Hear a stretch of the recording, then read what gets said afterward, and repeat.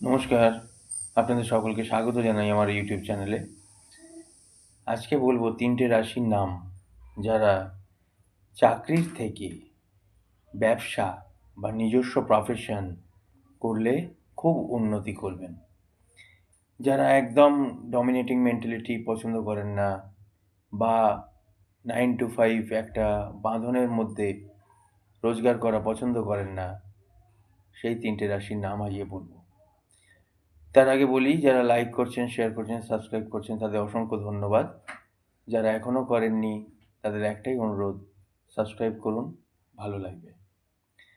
সেই ৩ টে রাশি কোন কোন রাশি? একটা হচ্ছে মিথুন রাশি, একটা হচ্ছে কন্যা রাশি এবং একটা হচ্ছে তুলা রাশি। এই ৩ টে রাশির জাতক জাতিকারা কিন্তু নিজস্ব প্রফেশন বা বিজনেস করলে খুব ভালো উন্নতি করবেন। নমস্কার, ধন্যবাদ।